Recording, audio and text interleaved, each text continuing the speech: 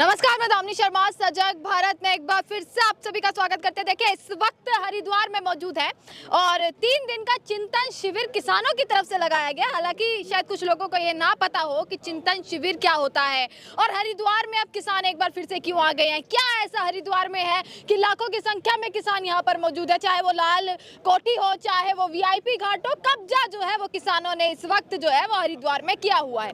तमाम किसान हमारे साथ मौजूद है, रवि आजाद हमारे साथ मौजूद है आज, और बातचीत करते हैं। सबसे पहला सवाल तो यही, हरिद्वार आने की जरूरत क्या पड़ी? देखिए, हरि की भूमि है। हाँ। और बहुत पवित्र ये स्थान है। बाबा महेंद्र सिंह टिकैत जी के समय से 30 साल से भी ज़्यादा का समय हो गया, जब से 37 साल हो गए भारतीय किसान यूनियन की स्थापना के साथ। यहाँ पे किसानों का कुंभ 3 दिन का हर साल होता है। हाँ। उसके बाद इलाहाबाद में हर साल एक कार्यक्रम इसी तरह का चिंतन शिविर रहता है। हाँ। तो उसमें यही होता है कि पिछले 6 महीने में आपने क्या काम किए, अगले 6 महीने के हमारे क्या एजेंडे हैं, हाँ। देश में क्या समस्याएं चल रही हैं, किसान मजदूरों के वर्तमान में क्या मुद्दे हैं और उन मुद्दों के ऊपर हमारी क्या मजबूत रणनीति हो जिससे सबको न्याय मिले और किसानों का आंदोलन और भारतीय किसान यूनियन का परिवार मजबूत हो। तो यहाँ पर जो है बेसिकली सीधा सीधा अगर बोला जाए तो एक रणनीति बनाई जा रही है। हाँ। वो रणनीति किस चीज की है, पहले ये बताइएगा, किसके खिलाफ वो रणनीति बनाई जा रही है? रणनीति सरकार बनाने की तो हमारी है नहीं। हाँ। हमारी रणनीति तो सरकार ठीक लाइन पे ना चले तो सरकार का इलाज करने की रणनीति होती है और अपने संगठन को मजबूत करने की रणनीति। 2 साल से कर रहे हैं, ये इलाज होगा, पूरा कब होगा ये इलाज? ये 3 साल हो गए। हाँ। देखिए, जब 3 कृषि कानूनों के अध्यादेश आए बिल्कुल। और अब लगभग 3 साल हो चुके हैं। 3 साल से सरकार का इलाज कर रहे हैं, लेकिन सरकार इतनी बेशर्म है कि अगर थोड़ी बहुत भी शर्म बाकी हो सरकार को तो चुल्लू भर पानी में डूब मरे। रोज हारते हैं, रोज घुटने टेकते हैं, लेकिन फिर भी सरकार, क्योंकि इनको बीमारी बड़ी है और बीमारी इनकी मानसिक है और मानसिक बीमारी का इलाज करने में समय लगता है, वो बार बार तकलीफ देती है। बाकी आप जो पूछना चाह रहे हो, जिस प्रकार के देश के हालात हैं, किसान मजदूर, नौजवान, बेरोजगारी के और महंगाई के जो हालात हैं, लोकतंत्र आज एक तरह से हम ये कह सकते हैं कि लोकतंत्र को खात्मे की कगार पे खड़ा किया जा रहा है। तो खात्मे की कगार पर खड़ा किया जा रहा है। 28 मई को नया संसद भवन बना। नया संसद तो बना, नया लोकतंत्र भी उस दिन उजागर हुआ है, वो नहीं सुना आपने? हाँ, वो तो हम तो मौजूद थे वहाँ पे। हाँ। हम तो मौजूद थे जब एक तरफ लोकतंत्र में जिए ना फिर। नहीं, वो तो तथाकथित लोकतंत्र है, जब एक तरफ अंदर बेटियों के लिए, महिलाओं के लिए भाषण दिए जा रहे हैं। हाँ। और दूसरी तरफ हमारी जो ओलंपिक मेडलिस्ट बहनें हैं उनको सड़कों पे तिरंगों के साथ घसीटा जा रहा है, उनको रोंदा जा रहा है।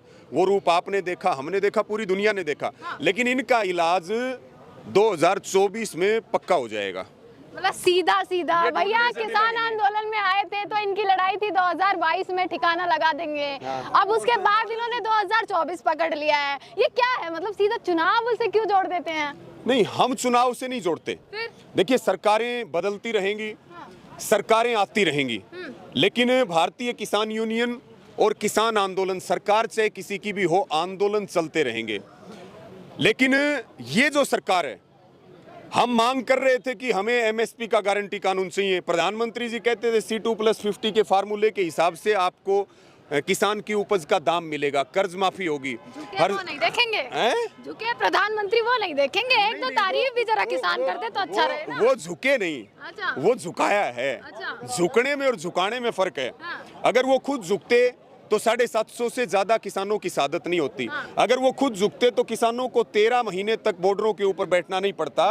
सारी पार्टियां चोर हैं, लेकिन अगर सारी पार्टियों के मतलब चोरों के सरदारों की अगर बात की जाए या महाचोर की बात की जाए तो वो भारतीय जनता पार्टी वाले हैं। ये कैसे बोल सकते हैं? नहीं, वो तो ट्रैक रिकॉर्ड है। नेता थे जिन्होंने चोर बोला, भैया सांसद भी नहीं बचे हैं वो। नहीं, वो नहीं बचे सांसद। और हम कोई सांसदी के लिए थोड़ी घूम रहे हैं, हम तो जान हथेली पर लेकर के घूम रहे हैं। सरकार में हिम्मत होनी चाहिए। चोरी क्या किया है, क्या चोरी किया, ये बताइए। किसानों से इतना प्रेम जो मोदी जी को है। नहीं, क्या चोरी नहीं किया, क्या चोरी नहीं किया।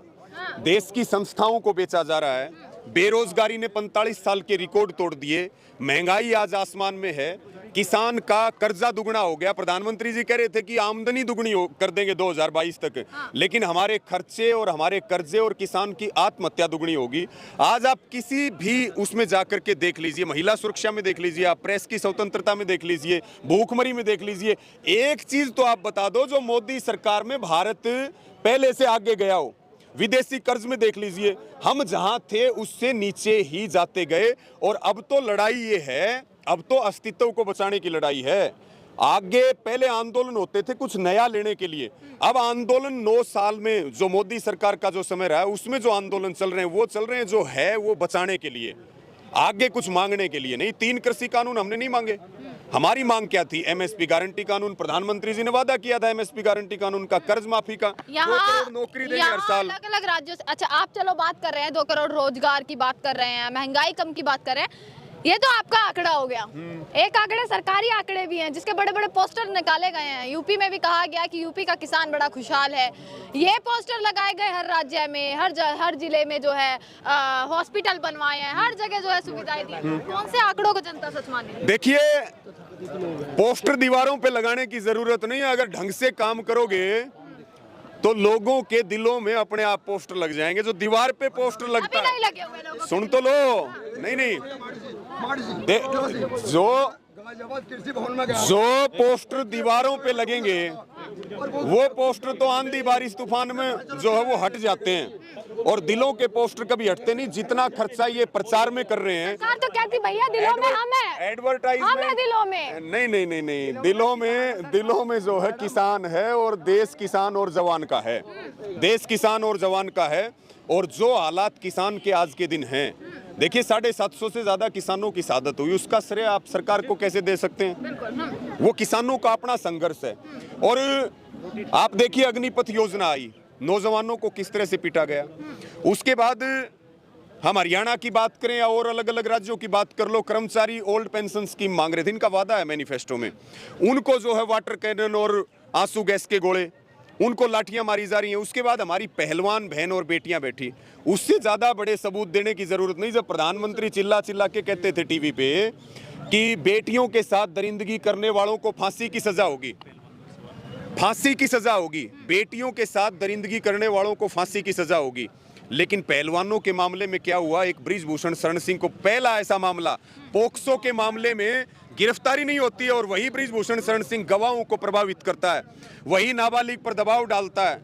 देश देख रहा है और इसका सूद समेत हिसाब होगा। चलिए, ये तो हो गई रवि आजाद से किसानों की बात। पहलवानों की बात है, आपसे मैं पूछूंगी। नहीं, वो पूरे आंदोलन में थे। एक सवाल अब मेरे मन में उठ रहा है भैया, बड़ा साथ दिया किसानों ने पहलवानों का, 1 महीने तक लगे रहे, क्या मिला? नहीं, दरअसल जब आग की लड़ाई लड़ते हैं ना तो यही मिलता है जो सरकार देने लग रही, सभी को यही दिया है, इनको भी यही भी आप सब कहाँ पूछ रहे भैया? अमित शाह से खुद मिला है, अनुराग ठाकुर से खुद मिला है, कहाँ गए किसान, कहाँ गई कहाँ पंचायत?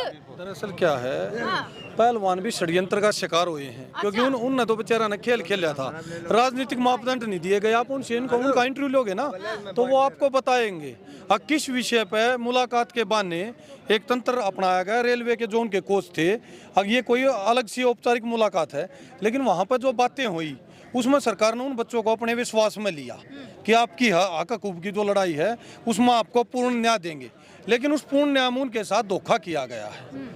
वो पहलवान वो बता रहे हैं कि हमारे साथ धोखा होया है। तो धोखे में आ गए, इतनी बड़ी बात, और खाप पंचायत कहाँ गई? अब सबसे बड़ा सवाल उठ रहा है, खाप पंचायत क्या करे? खाप पंचायत जो है तो हटा दिया ना फिर।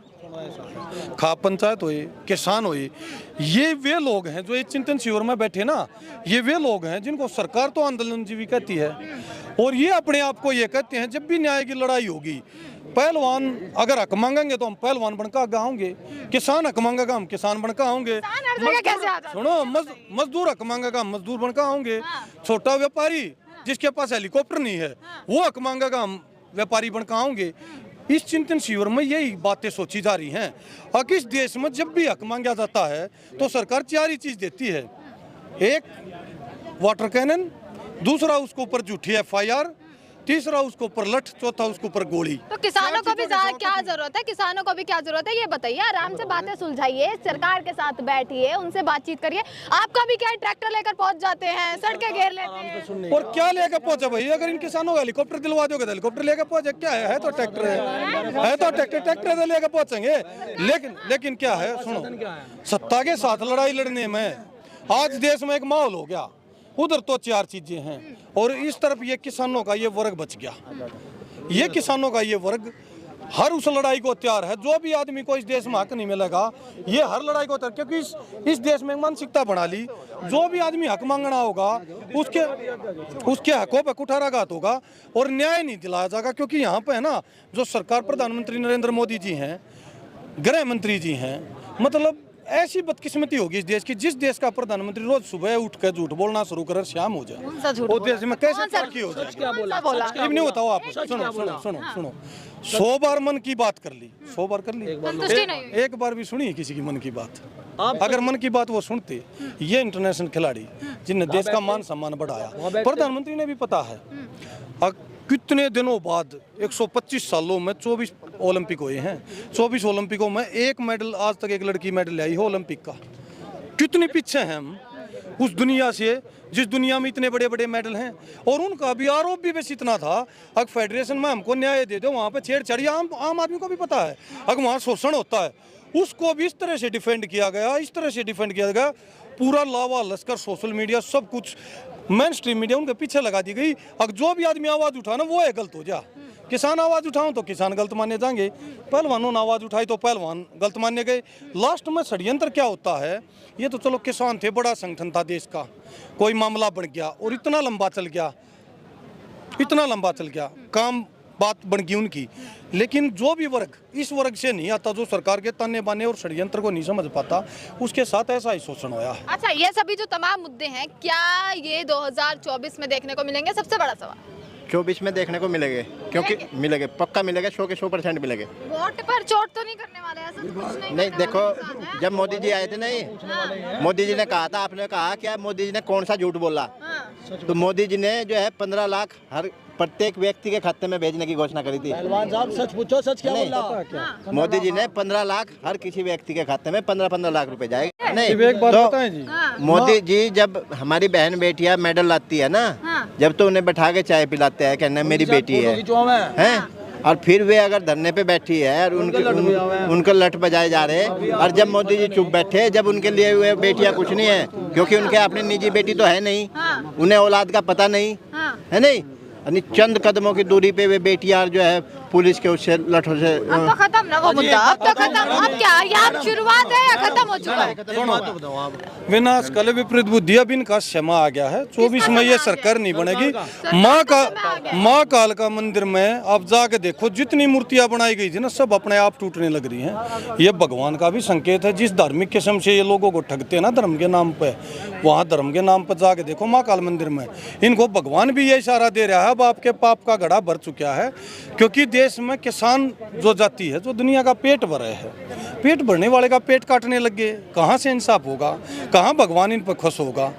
जो लोग दुनिया का धरती को माता को चीर गए पेट पाले हैं, उनका पेट काटने लगे। और इन एक माहौल जो बना है ना इस बेल्ट में, इन ढूंढा है। और पूरे देश में आज ऑस्ट्रेलिया में, अमेरिका में, इंडिया में, हर एक जगह ये ढूंढने लग रही, ये आदमी कौन है भाई जो सत्ता के खिलाफ आवाज उठा रहे। तो सब ने ये पता लगाया है। अब जब वर्ल्ड वार फर्स्ट हुआ ना, तो भी यही आदमी थे। वर्ल्ड वार सेकंड हुआ तो भी यही आदमी थे। जब आज़ादी हुई तो भी यही थे। दांडी मार्च हुआ और महात्मा गांधी के साथ अगर 80 आदमी थे तो 70 यही थे। सुभाष चंद्र की जो फौज बनी ना, उसमें भी यही आदमी थे। भगत सिंह के साथ फांसी टूटने में भी यही आदमी थे। अशफाक उल्लाह के साथ भी यही आदमी थे। ये बार बार में जितना आंदोलन जीवी परजीवी कहेंगे ना, ये लोग अपने सम्मान से देखने लगे। अब जहाँ भी जब भी पूरी दुनिया में आवाज उठाने की बात आओगी तो हम लोग वहाँ खड़े पाओगे और तानाशाही सरकारों के खिलाफ लड़ेंगे। चलिए हाँ, मैडम चलिए इसी उन्हीं पहलवानों के साथ अच्छे मंत्री संतरी जाकर फोटो खिंचवा कर दे। चलिए हो गई बात पूरी। चलो हमारे लेने हाँ, अभी बिल्कुल लेंगे इस कट के बाद लेंगे। हाँ तो ले लंदो से क्या कहना है, रुक जा बच्चा ले क्या बोलना है बच्चे को? बोल दे बाबा बच्चा भाग गया, बच्चे को ना। हाँ चलिए इसी के साथ देखिए तमाम किसान हमारे साथ मौजूद है। दोबारा वीडियो में करूंगी रुकिए, दोबारा वीडियो में करूंगी। तमाम किसान जो है वो हमारे साथ मौजूद है और यहाँ से मैं जो है वो खबर दिखा रही हूँ। देखते रहेगा सजग भारत। आपका बहुत बहुत शुक्रिया।